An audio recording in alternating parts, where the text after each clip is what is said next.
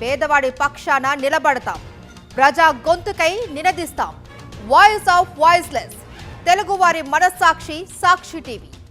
సాక్షి TV ప్రసారాల కోసం మీ స్థానిక cable ఆపరేటర్ను వెంటనే సంప్రదించండి. నటనకి పరిపూర్ణమైనటువంటి రూపం కోటా శ్రీనివాసరావు గారు. మహానటుడు, లెజెండరీ క్యారెక్టర్ యాక్టర్.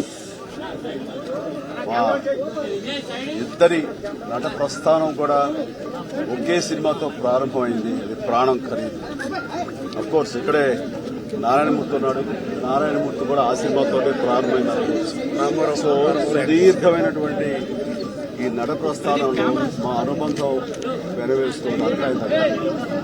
ఆయనతో నటిస్తున్నప్పుడు తెర మీద ఆయన నటన చూసి అద్భుతం అనుకోవడం వేరు. వ్యక్తిగతంగా 1-to-1 కూర్చున్నప్పుడు ఆయన చేసే చమత్కారాలు కానీ, చెప్పే జోకులు కానీ అవి ఆద్యంతో చాలా ఉత్సాహపరుస్తుంది. అయితే షూటింగ్ ఉందంటే కనుక ఇక్కడ కోట శ్రీనివాసరావు గారు ఉన్నారు, ఇవాళ చాలా హుషారుగా బాగుంటుందని ఉత్సాహంతో వెళ్ళేవాళ్ళం. అలాగా ఆయనతోటి ఒక అనుబంధం పెనవేసుకుపోయింది. ఇక ఆయన చేయలేని క్యారెక్టర్, మాట్లాడని యాస, మాండలికాలు లేవనే చెప్పాలి. అంతగా పరిపూర్ణమైనటువంటి నటన. నాటక రంగం నుంచి వచ్చి సినిమా రంగంలో తనకంటూ ప్రత్యేకమైన స్థానం ఏర్పరచుకున్నటువంటి గొప్ప నటుడు. ఆయనతోటి నాకు ఎన్నో సినిమాల అనుబంధం ఉంది. ప్రతి సినిమా ఒక అద్భుతమైనటువంటి నాకు ప్రత్యేకం. అండ్ అలాంటి మా కోట శ్రీనివాసరావు గారు ఈ రోజున లేరు అనుకోవటం అనేది నిజంగా చాలా తీరని లోటు.